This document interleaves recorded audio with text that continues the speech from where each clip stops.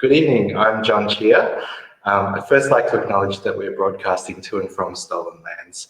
We're live here from the stolen lands of the Wurundjeri and Boon Wurrung people of the Kulin Nation in Melbourne. Was and will always be Aboriginal land. And I'd like to offer my respects to elders past and present and extend that respect to our artist, Daen, and to any First Nations people tuning in.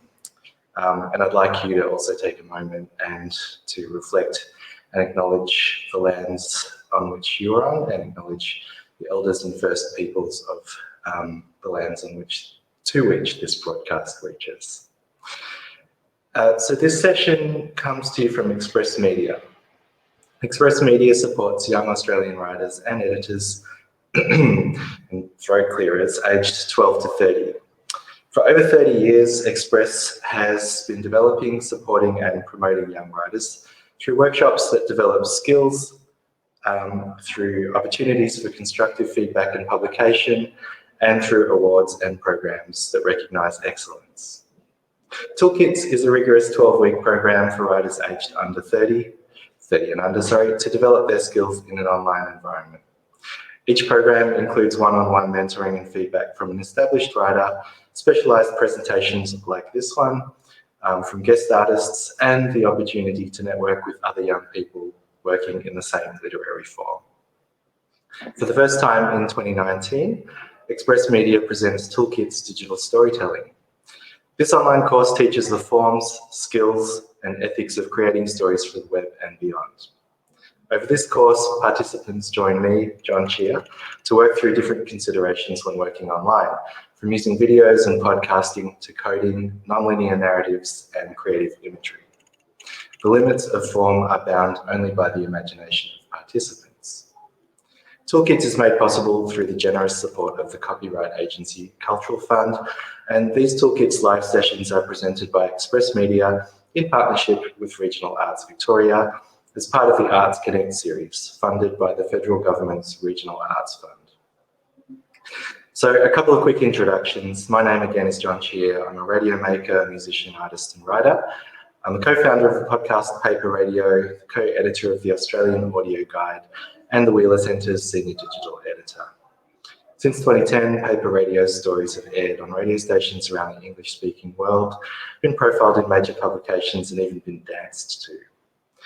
My Wheeler Centre projects include the podcasts Better Off Dead and the multi-award winning series The Messenger, large-scale interactive projects, everyday digital publishing and social media, and the multimedia magazine Notes.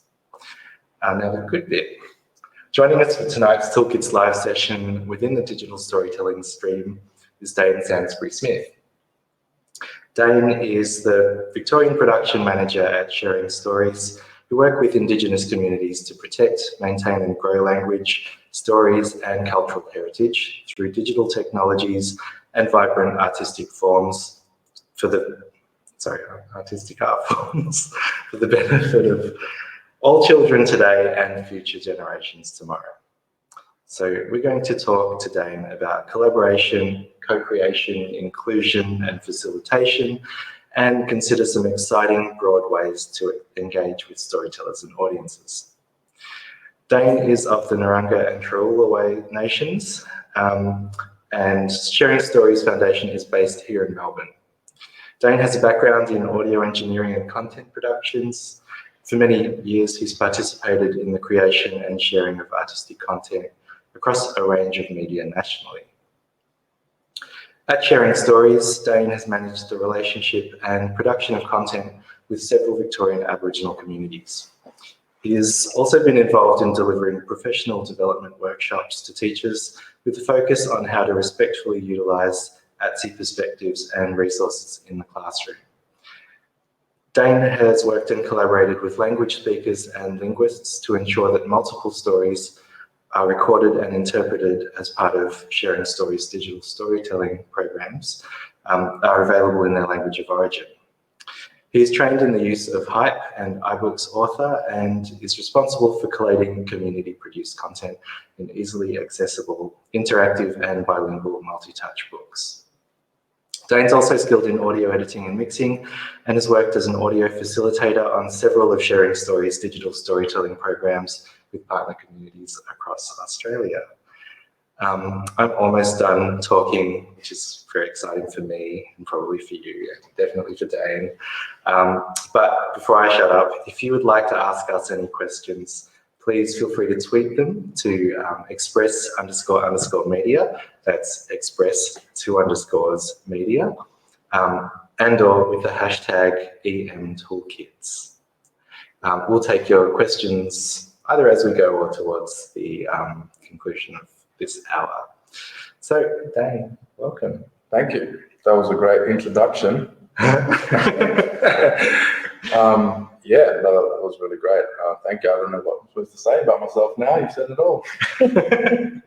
Well, thanks for joining us, everyone.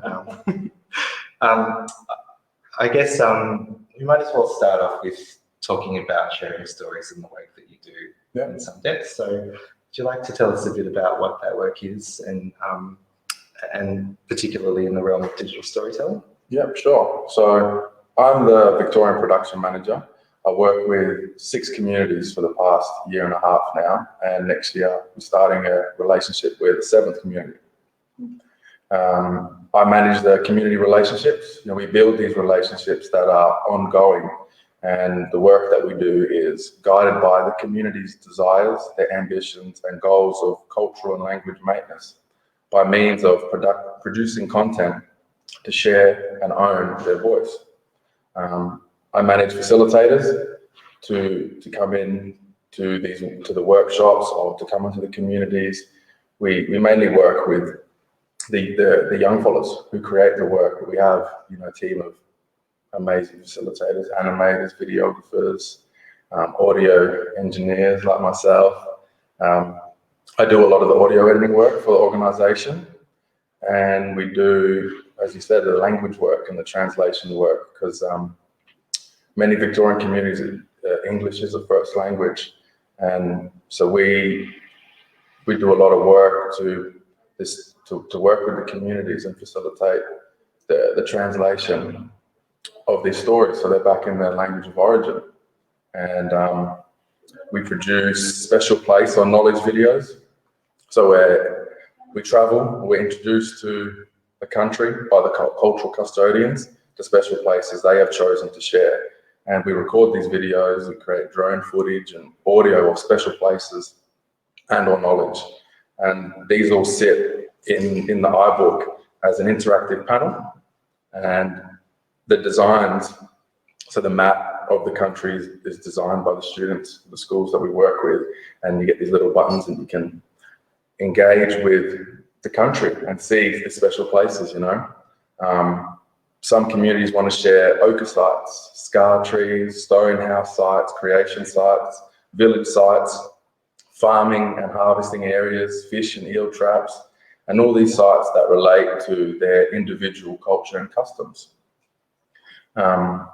These videos are also a valuable resource to the community and for the reader to really gain an understanding of the diversity of Aboriginal Australia. We deliver these digital storytelling programs. So, as I said, we're welcome to the country. And the programs go for 2 weeks. And we engage with the community and the school within their traditional tribal area. And on the first day, we start with an excursion on country. And so the storyteller or the community members welcome the school, the facilitators, and everybody involved in the project onto their country. And then they share the particular story in which they've decided that they've chosen that they want to share. And the students get to experience the story, by the river. Maybe the story's about the river, or they really get a better sense of it rather than sitting in the classroom and reading 10 pages of it. They get a real sense from the community what the story means to them. And then when that welcome process, or when the welcome is documented, that sits at the beginning of the iBook. So people who aren't engaged or are part of the production, when you open the iBook, it's the first thing that you see. it's appropriate to be welcomed by the community. To the story or the country, you're going to see images and hear stories and hear voices. So we see that as appropriate to place that at the start of the story. And then we spend 2 weeks with the students at the school, and we do like storyboarding, guided by the cultural custodians on the story that's being shared to them. How do they want to reinterpret it? So they're really empowered to interpret that, to create the images, the visuals, the audio. And as facilitators, we sit back and we give them the tools to create the sound effects and the folding, and there's artists and animators who sit there and help them draw and create animations out of green screen and stop motion pro. And all of that is done by the students. And running parallel to that, the students, produce and publish their own EPUBs. So they get to use an app called Book Creator, and they get to document their own journey. So rather writing in a journal or a book, answering on the board certain questions, they get to use some modern technology. So they can take photos or make videos, or they can draw. They can do their own personal interpretation of the language, the special places, and the knowledge, and all of the information that they've been shared by the community. As you said, I use Hype to create the interactivity for the places like the map and throughout the iBook, because they're all bilingual.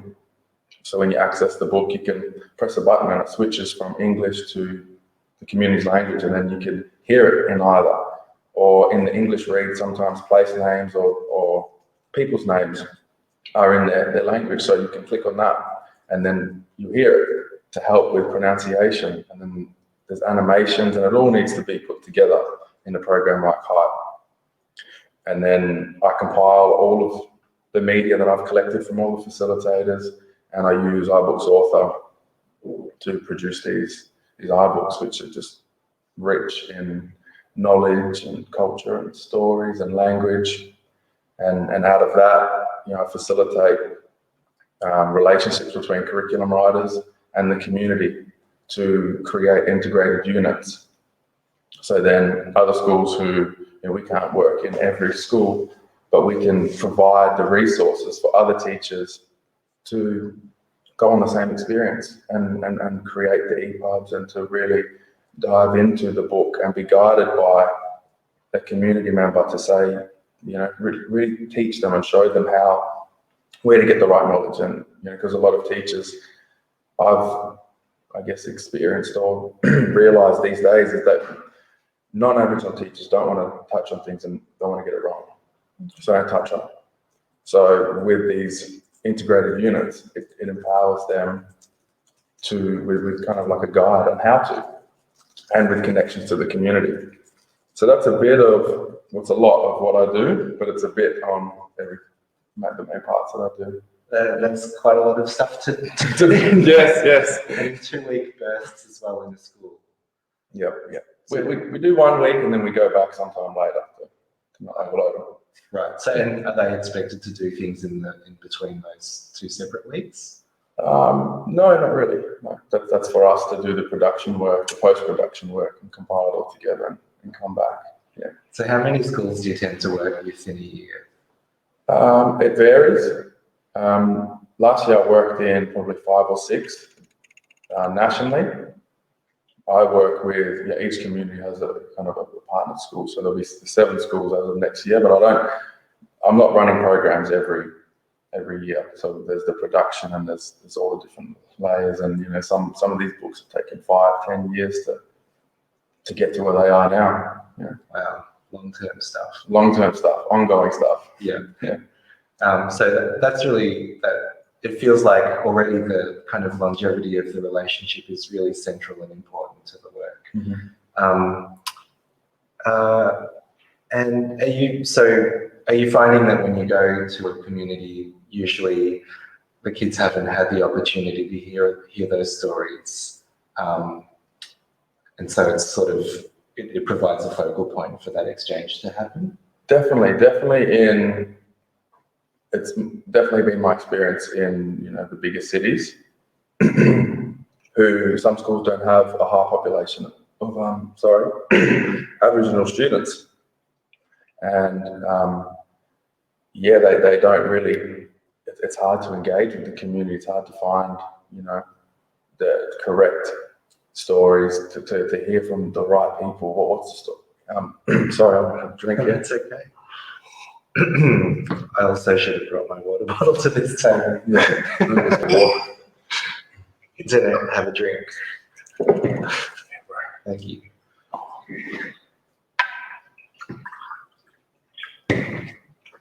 So yeah, definitely. From my experience in primary school, there was, I don't think, not once did a local community member come and tell a story, share it with the classroom, and that's quite common. Yeah, and so with the schools that we've worked in, they've got relationships with other schools who are demanding, oh, can we have, you know, your language resources, or the stuff that you're working on in the programs? Can you show us how to do this and help us? You know, it seems like people are really starving for content or resources to put in front of the students. Yeah. Yeah. And so to talk about, I guess, well, to some degree, you're growing up yourself and your experiences of schooling. Mm-hmm. Could you tell us a little bit about your background and kind of how you got from there to here and how you came to be doing this work? Sure. So I'm an audio engineer, content producer, writer by trade. I think fresh out of high school, hip hop was I guess that was my expression, and what I wanted to do was be able to produce my own content, own and control my own content, and the people around me. I knew musicians and artists and storytellers who didn't have access to microphones or studios, and I felt like there was this kind of gap or this space that I could sit in where I could then work with all of these people that I like to hang out with, you know, and create content. I guess even before then, talking about documenting and creating content, I think there was a pivotal point in year 9, here in high school in English, and it wasn't my teacher, but there was a teacher and was reading this book, and in the book there was it spoke of, you know, people called nungas or whatnot, you know, and so anyone who kind of sat near me or around me had seen that word scribbled on my books or on my backpack, so they had an understanding of what that word was and what it meant. And she was pronouncing it incorrectly, and so people kept coming to me and asking me, I said, tell her that she's pronouncing it wrong, you know. And she had these 2 rules in her classroom. You put your hand up before you make a noise, and you can't correct her, you know. So I thought, yeah, correct her, Bob, tell me what happens. So people were getting ejected out of her class consistently. And her explanation was she'd been reading this book for 7 years, and she knew how to pronounce the word. And I was like, whoa. So other than, you know, my mum losing it at the school, and you know, I got a sincere apology eventually, but it really made me question who was teaching my peers about me, because I didn't have the answers. I didn't know at 16 how to explain that to them.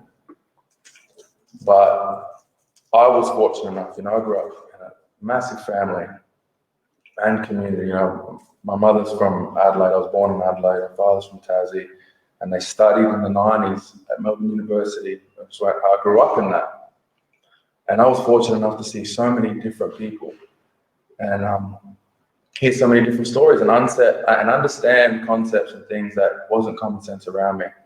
And from then, it kind of, you know, that's when hip hop stepped in as an expression. and wanting to own content and create content that was, rightfully belonging to us. Yeah. So when you kind of do that work and you talk about owning and creating and documenting, how much are you thinking as well about, I think there's always, especially in the kind of digital media thing, there's quite a strong focus a lot of the time on, knowing exactly who your audience is, what are they going to do with it. And there's definitely a lot of that in your projects, but how much do you think about that? How much does that sort of guide you in what you're going to do and how? I think the way I've thought is I've wanted to create stuff that that my kids can learn from, my community can learn from. And it's not just my own stuff that I'm making, but work on projects that really empower and enrich and tell the right stories. So that was always first and foremost for me. And then thinking about, the broader audience and what they could gain from it and learn from it and what it is how we are wanting to be perceived, So that's definitely, a very big, I think that's those two are the main keys, practice for myself. They're pretty big stakes. Yeah, definitely. Does it feel like a lot of pressure to get it right? Or, have there been times where you felt, maybe I'll kind of go back and fix that or, revise it with what you've learned in the time since you made something? Always. But at the same time, I think I didn't release a lot of music and hip hop stuff that I listen to now. And I definitely see my progression, even in my perceptions of stuff that I'm releasing. But I feel like I should have released it back then because that was true to me then. And I've learned now. And I can speak for that path of how I got to where I am. So I think holding back out of fear of getting it wrong is probably worse than getting it wrong.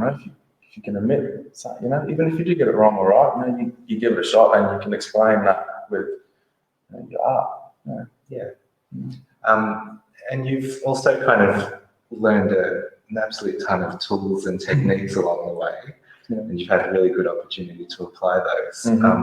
How much kind of, I guess the advice that we've been hearing from other guest artists as well is that it's a big process of trial and error, and you often don't have a lot to lose by trying things out.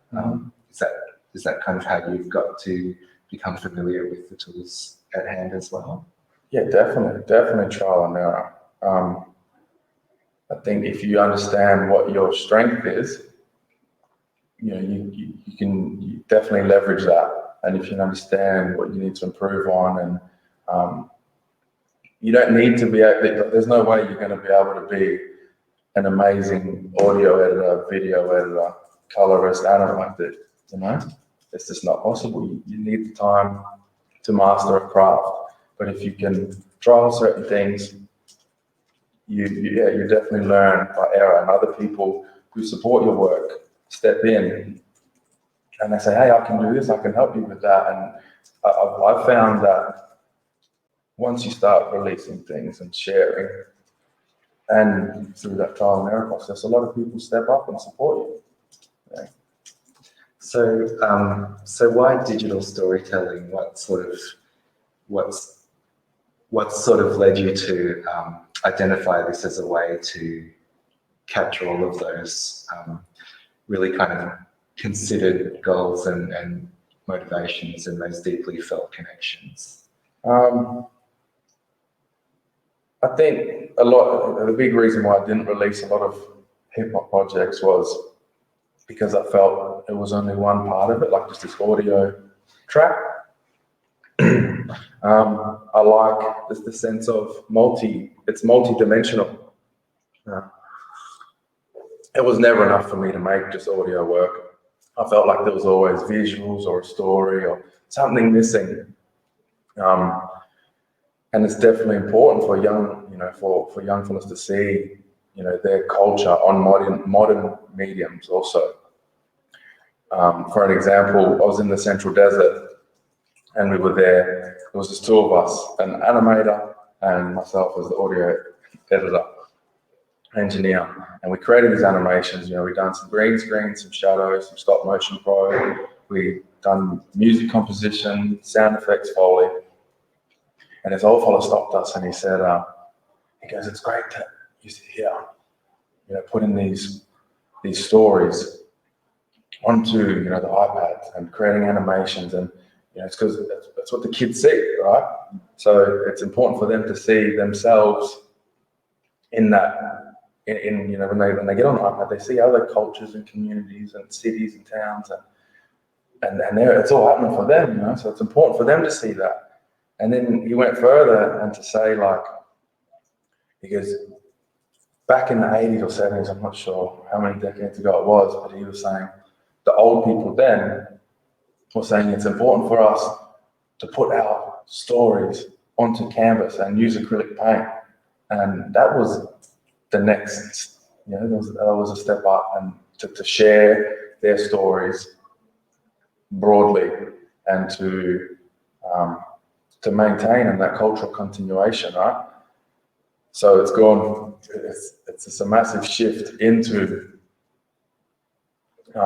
digital storytelling from there, and just to kind of see the transformation, and it definitely supports that cultural continuity, which I saw in that old man's eyes, you know, this how powerful and how happy he was to see the young fellas engaged in their stories and interpreting it, because they were living and breathing it just by using modern technologies. And yeah, it was kind of eye-opening for me. That resonated with me for a little while I was there, and it still does. And I still tell people about that one conversation. Yeah. And so does that mean that there's not really been any, like, have there been any challenges in explaining, you know, I mean, I guess the iPad kind of makes it pretty easy in a way, but a lot of the time, even when you talk to people who are all over the internet, whatever, don't really understand instinctively what digital storytelling is until you explain it, you know, as a combination of different things, or you point out an example and then they're like, "Oh, you don't know what that is." Yeah. Is there a process where you kind of have to explain that, or have to encourage people, I guess, to come in and come through the door? No, we're very much invited into these communities. We don't just go knocking on doors and trying to sell them these digital storytelling programs. And we've constantly got young fellas at our feet, and you know, the elders, they see that, and you know, they don't really understand animation or audio engineering, but they see the children engaged, so they sit back and they just put the stories in front of them and empower them, put the language, and they put that in front of them. And then they trust us to facilitate and to produce something, you know. So and it comes back to the relationship building and trust, because yeah, they don't understand a lot of the time, but seeing the kids engaged is what really pushes it over the line, really. Yeah, for sure. Yeah.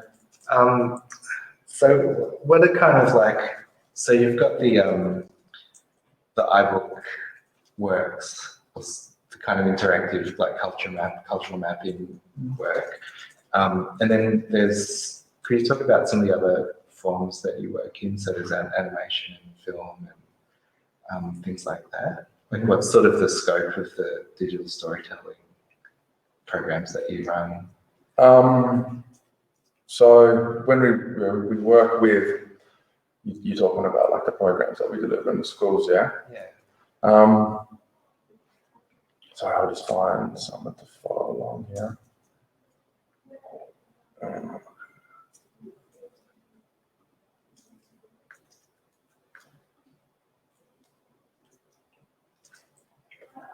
So yeah, we get the kids to really engage with the stories, and you know, they create the artworks of the entire book. So all of the visuals, and throughout the program, you know, we create the storyboard, sorry. And so what is delivered is a 10-page story It's bilingual and it has the animations that the kids have all acted in. So they do all of the green screen and the dialogue and all of that stuff that was trying to talking about before. Yeah. And so, like, what's the sort of process? I guess you talked about how there's kind of a break where you go and do a lot of post-production. Mm-hmm. Like, how many people kind of work with you on that? And, you know, how do you kind of get to a point where you've worked with the kids as well to make sure that that they're happy with the work and that, you know, that they understand that it will be shared? And do you get people to sort of sign anything like consent or approval? Do you show them drafts? Yeah, of course. We definitely, over the period of the week, you know, we have to have releases signed for images or artwork and sound, or, you know, from anyone who's participate in the program. And when we create the storyboard, there'll be, you know, 5 or 10 animations, and we'll have like a visual station where kids are drawing and cutting out, and then we have like an animation station, then we'll have the green screen, then we'll have troops of kids, you know, out in the field with iPads, and, you know, you can have like little microphones that you can plug in, so you can turn GarageBand into like a walk-in studio, and so they're, you know, stomping around creating the sounds, and we set like a timeline of, you know, we need to capture all of the audio for this.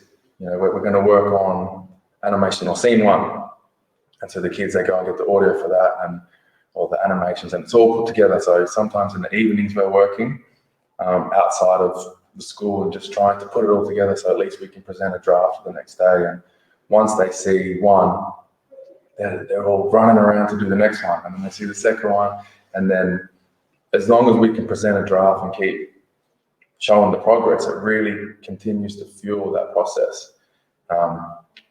And then usually there'll be 1 or 2 audio facilitators, a couple visual animators or artists, and then we go away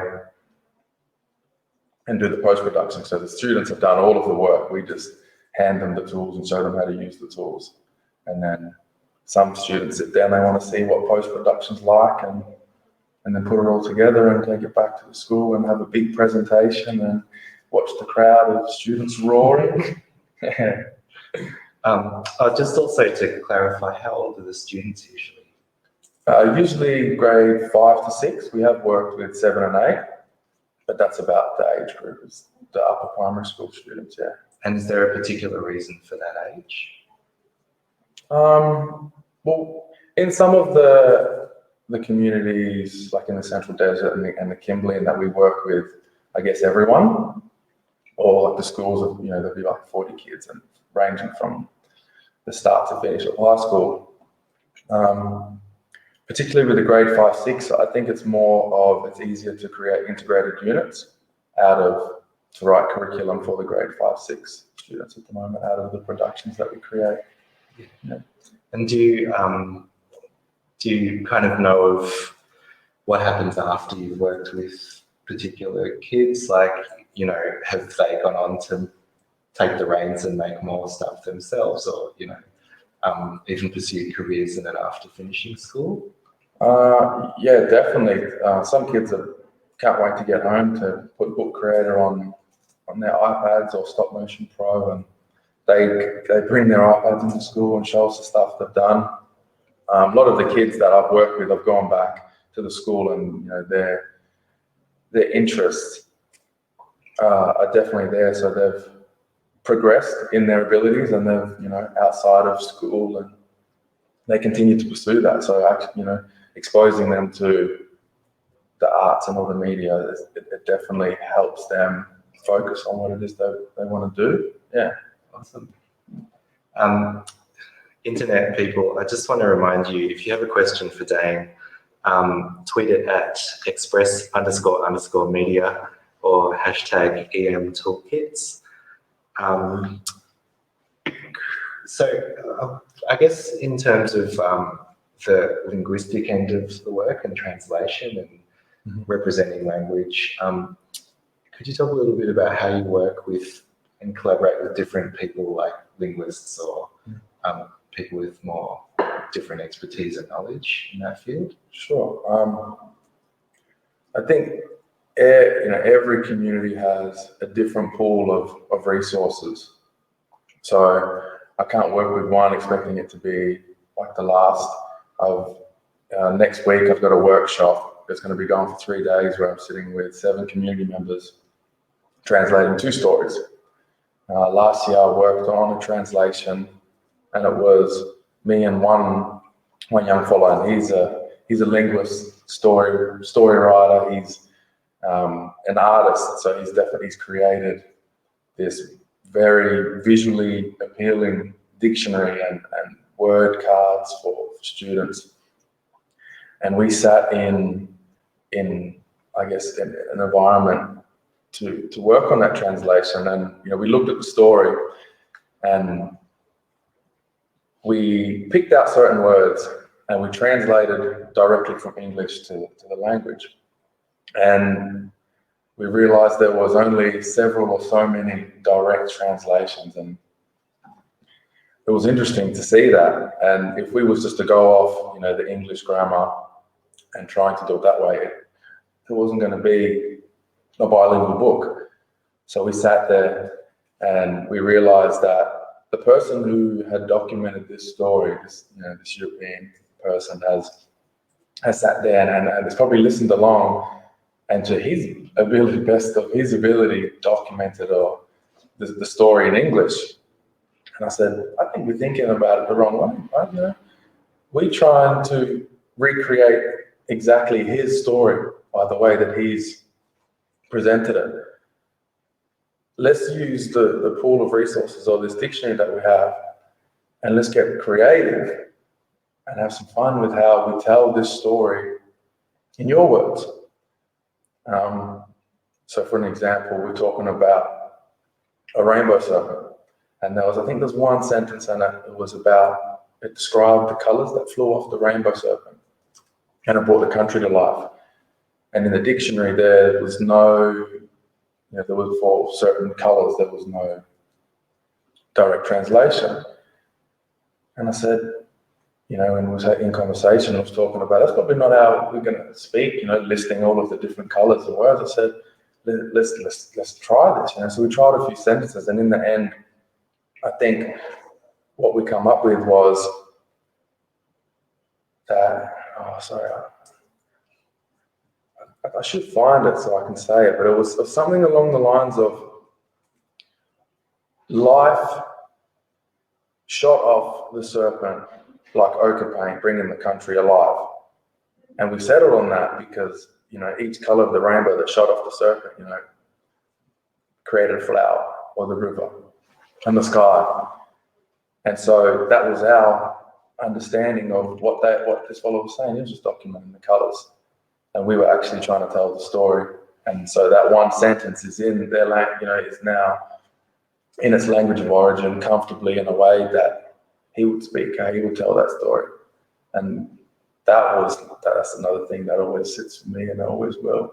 Just actually seeing that story kind of return to its language, Yeah, it's a really beautiful difference and a contrast of how that story manifests for different people.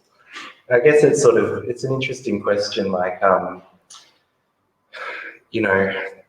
did that then affect the English version of the story, and how hard is it to sort of navigate the differences of, the different kinds of knowledge and different kinds of understanding and different kinds of using words and communicating and recording and sharing?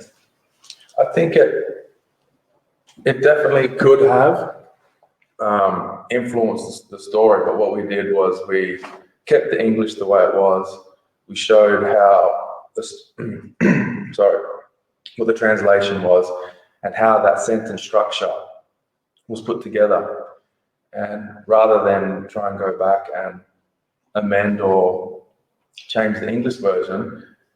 Now it's just a template to create other stories, whether it's from an English version or a story that a child wants to create. That the structure is there for these grade 5, 6 students to utilize and to create their stories, and they're going to grow up, from primary school to into their 20s and 30s now, where we were workshopping this, and they've already got 20 years doing it.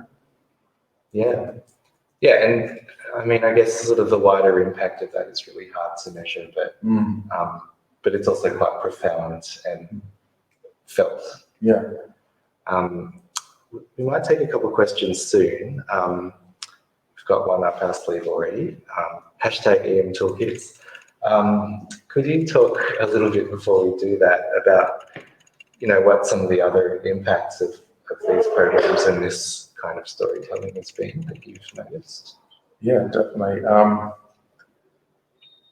I've seen elders and community members completely empowered, invited into the school environment, and having students invited outside of the school environment for them to share, and for their nieces and nephews or Aboriginal students to really see all of the students sitting at the feet of the community members sharing. And it really emphasizes and supports that intergenerational transmission, which is very important to my upbringing. And, a lot of the students have said that they've gone on to ask their grandparents questions and stories. For language, what stories does our family have? Because this uncle come in with his family story about this. Do we have one like that? And whatnot. And and then the old fellas there, they sit back and proudly watch as young fellas from their direct community or the broader Aboriginal community or the broader, not everyone in the community engaging with that story. So it's seeing, several generations of, Aboriginal people just enriched with pride. Yeah. And, I mentioned that the teachers also, they feel safe, and they feel like they're seeing these students engage with content that they want them to engage with, that they didn't know how to share it with them. So then there's a relationship between the teachers and the community, and it really builds just an easier community for people to communicate about culture and content and tradition and stories, and everyone just seems to high five us on the way out, I guess. It's a pretty good high five as well. Like, yeah, you can get high fives for pretty average things. Yeah, but that's significant. That's a good one. Yeah, definitely. I guess it's also interesting, like with a lot of the intention of the work is about kind of documenting and recording things, preserving things, and extending their reach further into time, into the future, building strength. And I guess this is such a dumb, nerdy question, but there's sort of an awkward tension with like digital storytelling and platforms like the iPad, and how software can really quickly kind of not work with an older version of the story. Have you found that to be a challenge so far? And do you have like other ways of recording and kind of preserving the actual like the actualization of those stories so that they continue to be accessible? Yeah, we definitely, it's conversations that we're having about exactly that. We've shared content to schools before, and I've had to travel 400 kilometers away to sit with the teachers or a specific teacher and help get it running, and with updates or with different versions or firewalls in schools accessing stuff. It's just it's just an obstacle, and it seems we definitely like the multi-touch book model, and it's definitely worth the obstacles that we are constantly overcoming and we're faced with, and we're set on that. And it's about understanding and learning, because there's constantly something that comes up, and sometimes things are outdated, but that's the good thing about these digital storytelling, because you can update them. Even if community wants to update some language or remove a voice or remove something, we can easily do that, and we can update it, and we store all the content. So if we have to, we can transfer it to where it needs to go, and it's still what it is. Your hard drives must be an amazing trove. Oh, yeah. Yes, definitely. Many hard drives that are just very well guarded. You don't want to lose anything on them. Wrapped in pillows. Wrapped in pillows, yeah. So we have one question from Jess, who has asked, I'm just going to get this wording exactly right. Jess has asked if you could please explain in a bit more detail what the storyboard looks like and the process you use to facilitate this with a group of students. Okay. It's a very fun, exciting activity where we would have the cultural custodian or the storyteller sitting in with the classroom, and we'd have a gigantic whiteboard or just taking notes. And so we will start on maybe a first sentence. If the book hasn't been put into 10-page structure yet, we'll break it up, and then we will discuss, okay, so let's read the first sentence, and what are the characters thinking? What is the landscape like? What are the sounds that we're hearing? And we have the storyteller present and other community members who really guide that. And they say, even with sounds or just the environment or things that are around there, they really help the kids. And it's all from the kids' minds and their creativity, and they're exploding and bursting with ideas. And then we lean on the storyteller a lot to engage with the students and help that process of creating a storyboard of what each page is going to look like, and how that scene is going to unfold, and what the characters do, and what sounds we need to capture, and what the green screen is going to look like. And then it's up to the facilitators to create the task list, and then to engage with the students and get them to do the work, to capture all that audio, or to act, or to draw. Yeah. It's heaps of work. It is a lot of work, yeah. So I hope that answers the question. I think it does. We have another question from Emma, who's curious to know what you've learned from the kids. What has sprung out from the projects they've produced that have surprised you? I think their ability to create something so quickly. A lot of the time they understand and they've got experience with iBooks. So once we put an iPad with an audio recorder, it's easy for them to kind of get bored, because they've mastered it and they want to move on to the next thing. And the animations that are created, it's all by them, and every time I'm kind of blown away with their ability to create. I've had kids sit there and do music compositions on GarageBand and create soundscapes and moods out of images that they're watching. And watching a young fella do that, it's like, wow, I couldn't do that when I was your age. What are you going to be doing, in 20 years? It's passing me, that's for sure. Yeah. I felt the same way. I watched a couple of videos of I think one of the kids was explaining, they were breaking down the sounds and the sound design in an animation. It was sort of like, this sound is me kind of howling, and this is like us kind of making noise. The processing of that is like, it's certainly made easier than maybe when we were kids, but it's still not really what you assume was immediately apparent. It's still like a really sophisticated way of thinking about how do you change the sound of your voice, or how do you kind of make something jump out. Yeah, definitely. And even getting creative with, when we're in the desert and we need to make the sounds of water or create this kind of atmosphere of a haven, you know, and they're running around looking for water and running water, but then it's hitting tin and it sounds funny. It doesn't sound right to them, you know, and then they're getting pools of water and dropping rocks into it to make bubbly sounds, and you're just standing back kind of watching that unfold. And collectively as kids, you know, and then what else is mind blowing, I guess, is it's their reinterpretation of the story, and they're completely engaged, and they understand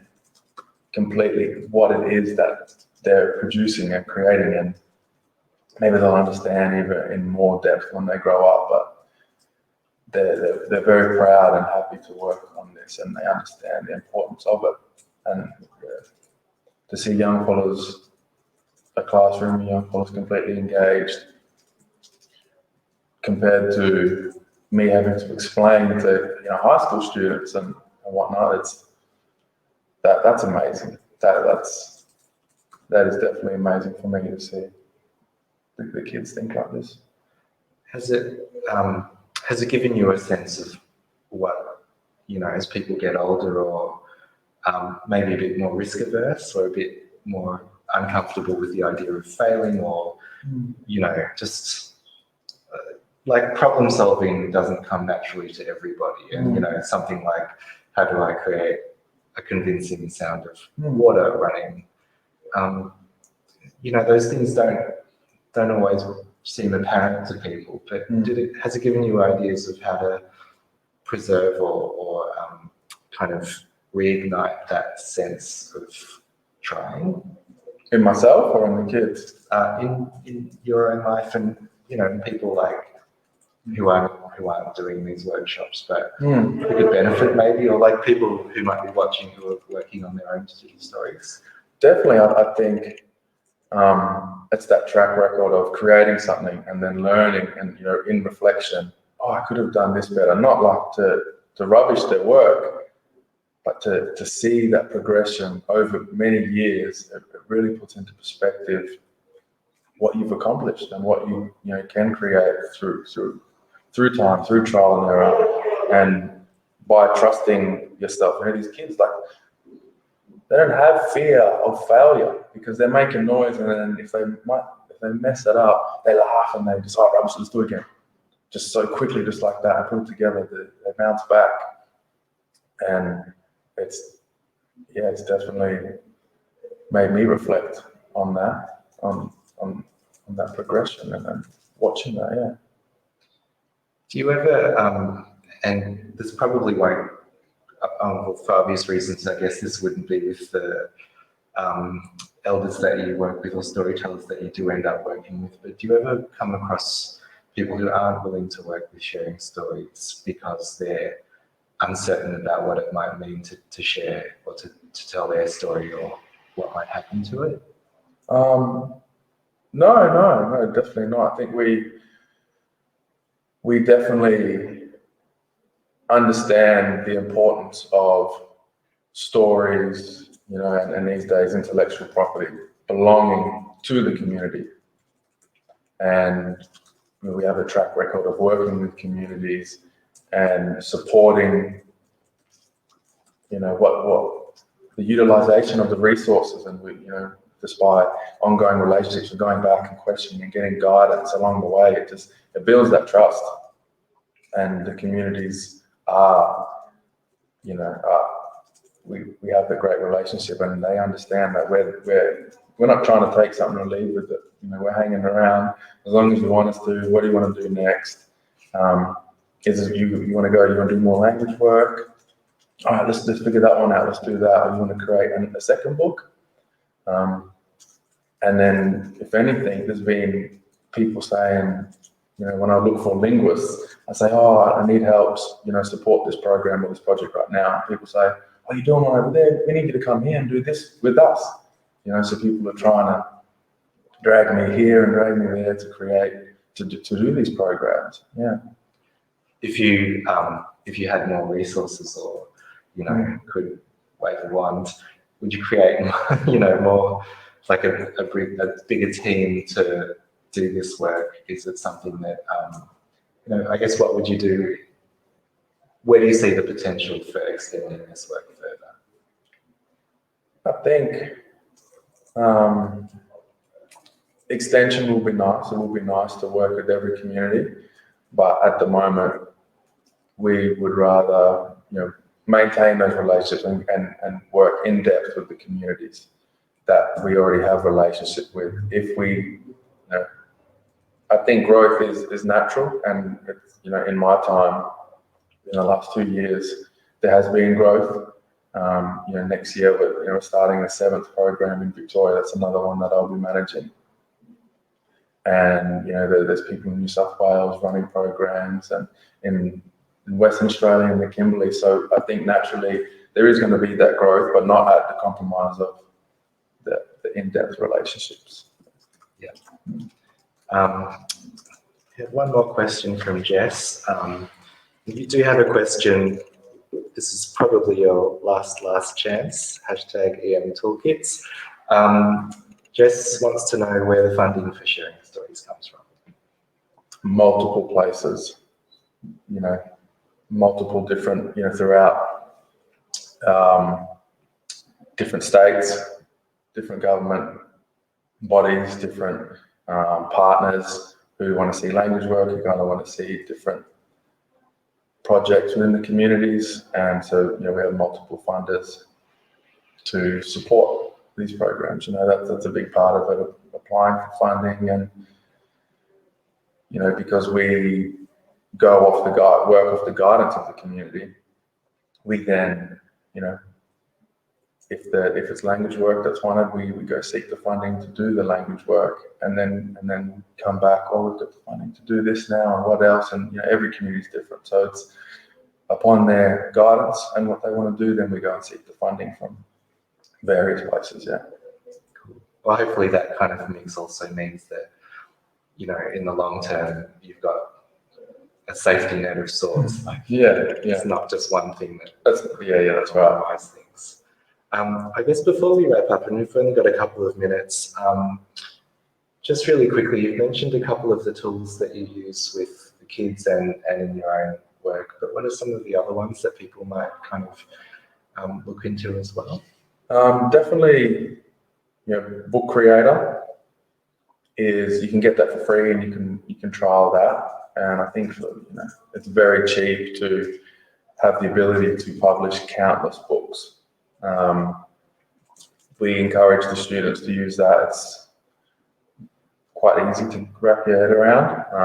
iBooks Author is, once things come out of Hype and through all of the Adobe suite, doing all the editing and Pro Tools where I do the audio editing in, everything is compiled into iBooks Author. That's where we put it all together.